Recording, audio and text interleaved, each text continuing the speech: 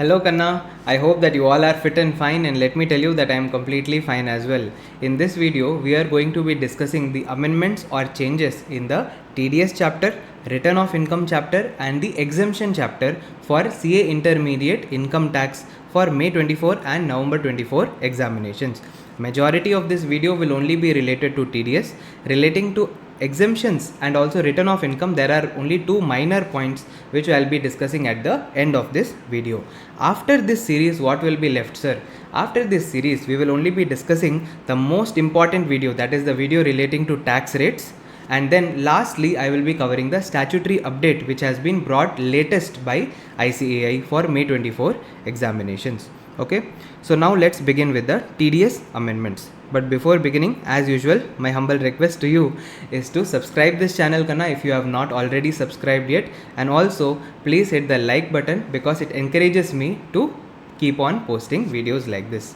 So firstly, let us discuss the changes in salary TDS, that is section number 192. So there is no major change as such in this section. There is only one update. What is the update, sir? In this section, actually we are going to learn in the next video that now the tax rates have been changed. Okay, so now the new tax regime has become the default tax regime and the old tax regime has become the optional tax regime. So the Income Tax Act has switched both the tax regimes. That is why now the employer should ask each and every employee before deducting the TDS which tax regime the employee is going to choose. Whatever tax regime the employee chooses, under that tax regime TDS has to be deducted. You get my point? Sir, what if the employee does not choose any tax regime? In such case, the employer will deduct TDS under the default tax regime, that is section 115 BAC. So if employee does not choose the tax regime, employer should deduct tax under default tax regime. Wherever you find space, you can note this small point down. We will also discuss the same when we will be discussing section 115 BAC in the next video. Okay, now let's come to the next provision, section 192A, which is relating to withdrawal from EPF, the TDS that is deducted on withdrawal. Earlier we learned that if PAN number of the person who is receiving the payment is not given, then TDS will be deducted at MMR, that is the maximum marginal rate. However, now the MMR provisions have been removed, so the normal provisions which is relating to other sections of TDS will also apply to section 192A. So let us discuss in section 206AA. In section 206AA, it is given, right? If PAN is not mentioned, then what will happen? In this section, I have given a special point relating to 192A. You please strike this point off. Fine. So for 192A also, the normal provisions will apply if the PAN number is not mentioned by the payee. So this is a small amendment.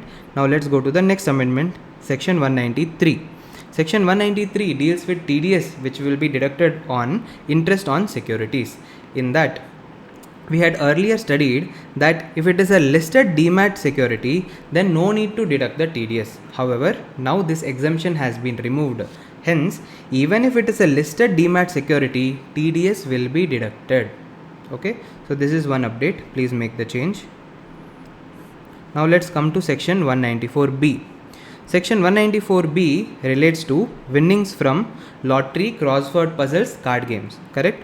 Now what has happened? There are a few changes that have been made in the section. What are the changes? Now the section specifically mentions betting and gambling also. So if there is any winnings from betting and gambling, that also will be covered under this section, that is 194B. Earlier also we had studied like that also, but now it is very specific that even if there is betting and gambling, 194B TDS will be applicable. Then in 194B, now online games have been removed from the section. Sir, why it has been removed?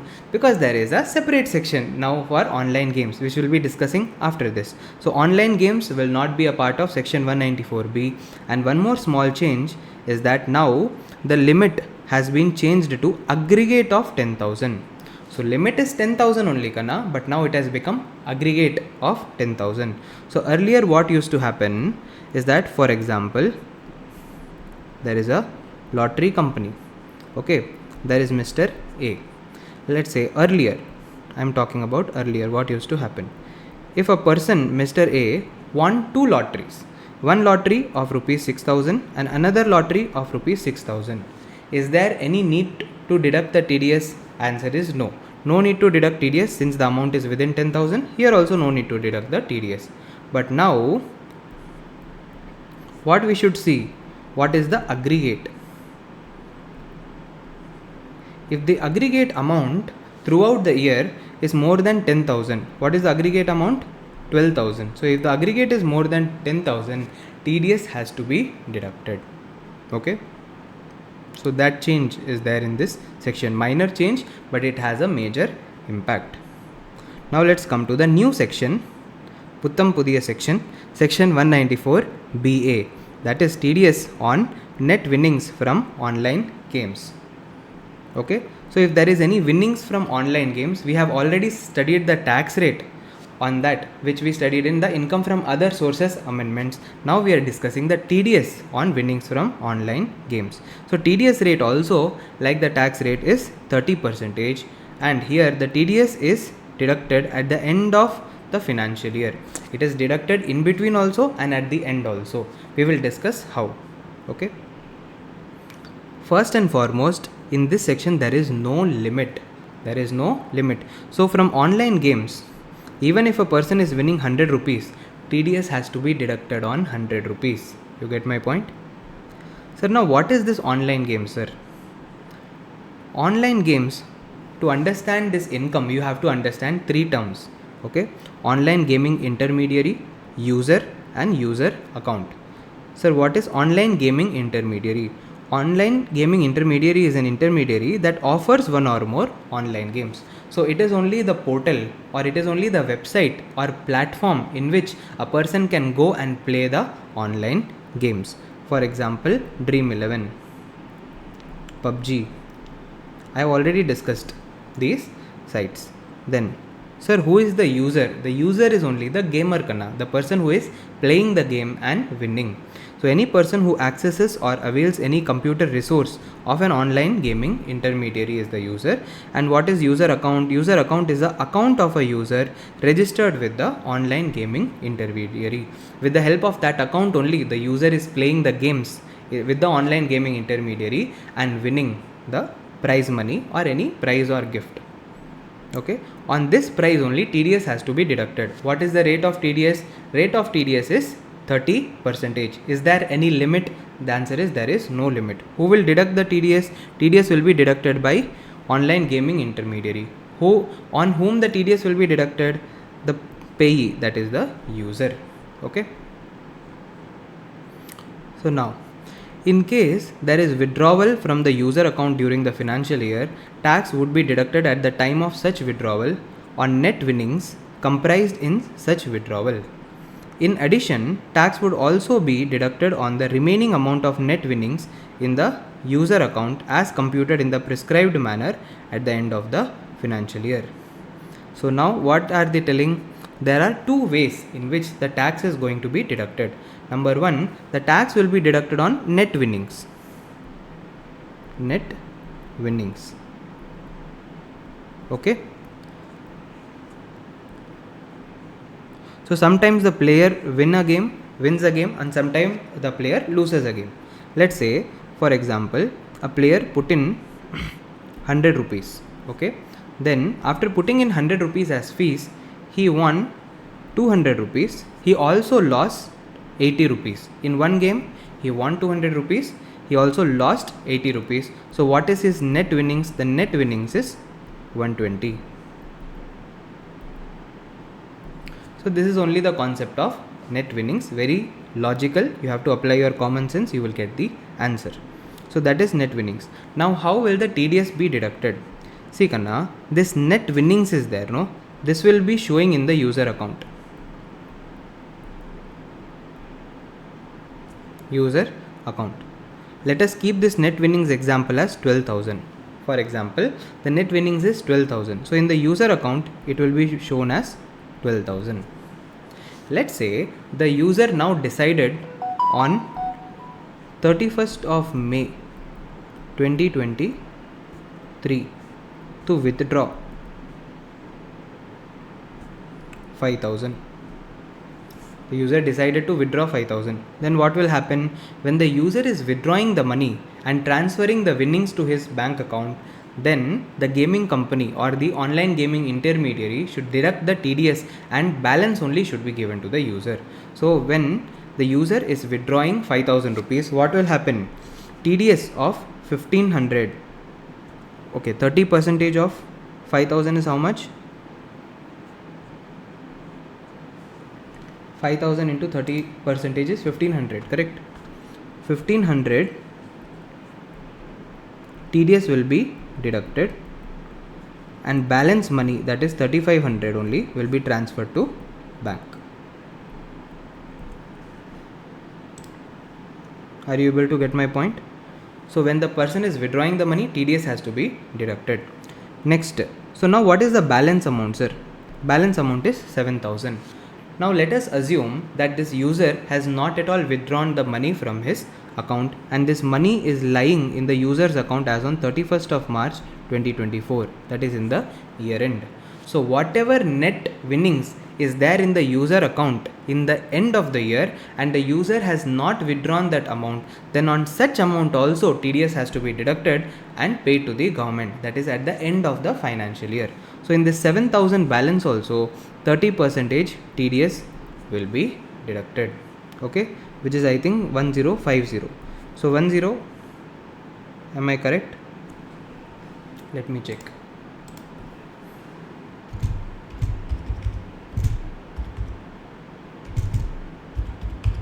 Sorry, 2100. 30%, that is 2100 TDS will be deducted and this 2100 has to be paid to the government. Okay, the dates on which we have to pay to the government is as usual like the other TDS sections. In that there is no change. Now this point we have already learnt similar point in 194B and BB. What is that point? If the net winnings is wholly or partly in kind and cash is not available to deduct the TDS, then payer shall make sure that the tax is paid by the payee before releasing the payment. So I had already taught you in that section, if winnings is given in kind, then if there is no cash available to deduct and pay the TDS, then what should the person giving the winnings do?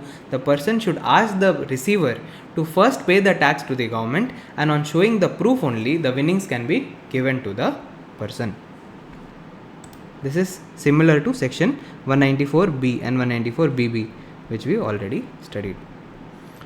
So let us summarize section 194BA quickly. Sir, on what is 194B applicable? Answer is winning from online game. Who has to deduct the TDS? Online gaming intermediary. Who is the payee? The user is the payee on whom the TDS will be deducted. Now, is there any limit? Answer is no. There is no limit. How will the TDS be deducted? On every drawings, the TDS will be deducted, and whatever net winnings is there balance in the account as on 31st of March 2024, that is year end, then TDS has to be deducted on that. So this is the section, very simple, sweet and short. I think there is no complication in this, but important from the exam point of view also. Now let's come to the next section, Kanna. That is section 194N. So here also one small change. In 194N, earlier, that is cash withdrawal, okay, from the TDS deducted on cash withdrawal, correct? In that we had learnt the limits. What was the limit? The limit was up to 1 crore, no TDS used to be deducted. Now for cooperative society alone, that 1 crore limit has been increased to 3 crores. 1 crore limit has been increased to 3 crores. And even when it comes to the other cases, that is earlier we used to see that if the return of income has not been filed, then 2% up to 1 crore was the case and 5% above 1 crore was the case. Here also the limit has been increased to 3 crores in case of cooperative society. Okay.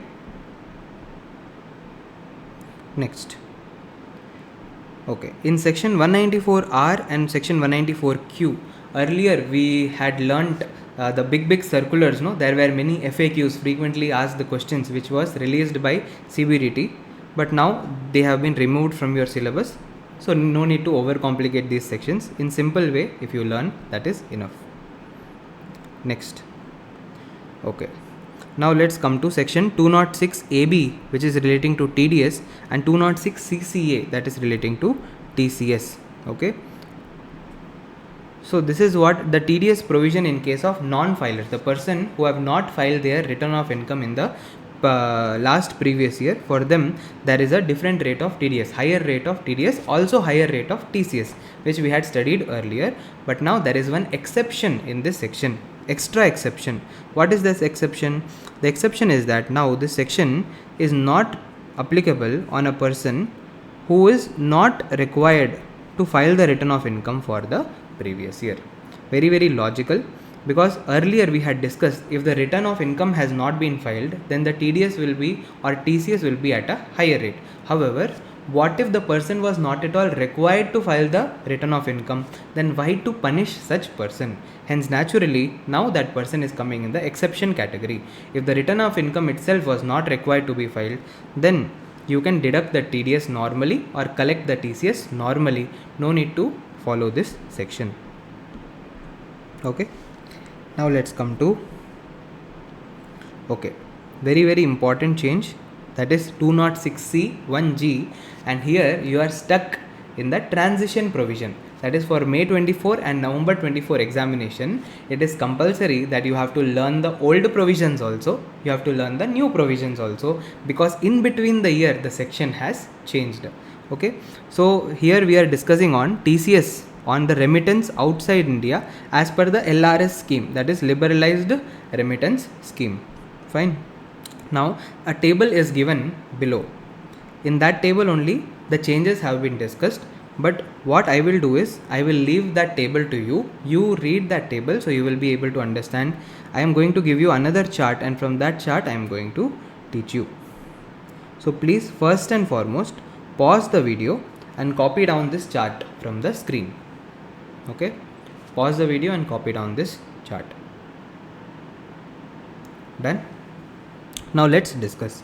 So 206C applies to two kinds of persons. One, to authorized dealers, and second, to overseas tour program package. Okay, firstly let us discuss authorized dealer. What was the earlier provision and what is the new provision? First and foremost, when it comes to education loan nokanna, there is no change at all. Earlier also and now also, up to 7 lakh rupees there was no TCS required to be collected. Above 7 lakh rupees, 0.5% TCS.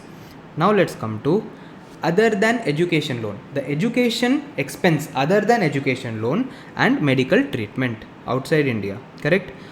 Earlier also same provision, now also same provision. Earlier up to 7 lakh rupees, no requirement of TCS. Above 7 lakh rupees, 5% TCS. Now also it is the same. So where is the change, sir? The change is in the other types of payment. Okay, so whatever for other types of payment, if you are getting foreign exchange from the authorized dealer, then what was the earlier provision? The earlier provision was that up to 7 lakh rupees, the authorized dealer will not collect any TCS. Above 7 lakh rupees, the authorized dealer will collect 5%. However, from 1/10/2023 onwards, the authorized dealer will collect 20% TCS. This is one change. Now let's come to overseas tour program package.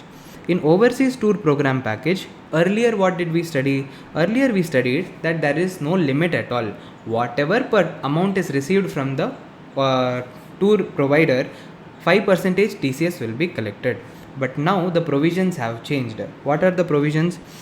Earlier it was 5%. So up to 30 of September 2023, what was the provision? Whatever amount it is, 5% TCS will be collected. But from 1/10/2023 onwards, the new provision is that up to 7 lakh rupee, 5%, and above 7 lakh rupee, 20% TCS will be collected. So the people who are going to a tour through overseas tour program package and spending more than 7 lakh rupees have to pay 20% extra as TCS. Okay, and there is one small point, and that is in case of international credit card transaction, these international credit card transactions are not covered in liberalized remittance scheme. Hence, on those credit card transactions, the TCS will not be collected. Okay, this is one small note. So this also you have to note down. Fine.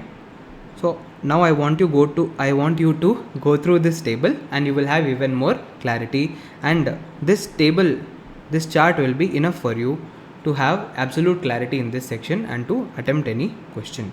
Fine. Let's see if this. Okay, with this all the amendments in TDS chapter have come to an end. So TDS, TCS, advanced tax, there are no other changes. Now let me talk about return of income chapter. In return of income chapter, one small change, and it does not make any change in the meaning of the section. When we learnt about updated return, okay, section 139(8)(a), updated return, in that one small change, interest under section 234(b). So these words which I have striked out have been striked out from the section, but no major change in the meaning. So from the studying point of view, you can ignore this change, not a problem at all. Now let's talk about the exemptions kana. The exemptions chapter is there, no? In that, now what the institute has done is that institute has removed the exemption chapter, but it has not completely removed the exemption chapter. Many exemptions are there in the different sections. They have been included in different other chapters. Okay, so what I have done is, instead of studying with those chapters earlier how we used to study, the same way we are going to study exemptions now also. So I have given you in the first page what are all the exemptions that are covered in the various other chapters. That is one. And then I have given you the exemptions which we were learning earlier in the exemption chapter, same as it is. So whatever is kept in the material alone is there in my material. Whatever is not there in the institute study material, I have removed it from my material. Okay. So you can view this book. There is no amendment in the exemptions as such. Many exemptions have been removed. So those exemptions you need not study. Okay. That is the only change in exemption chapter. Now what are all the amendments that are pending? The amendments that are pending are: number 1, the tax rates chapter, which is very important, that I will be discussing in the next video, and also the statutory update, which is a new document which is released by ICAI for May 24 and November 24 exams, that I will be discussing in the video after the next video. Okay, so see you in the next video, dear. Till then, take care. Bye bye.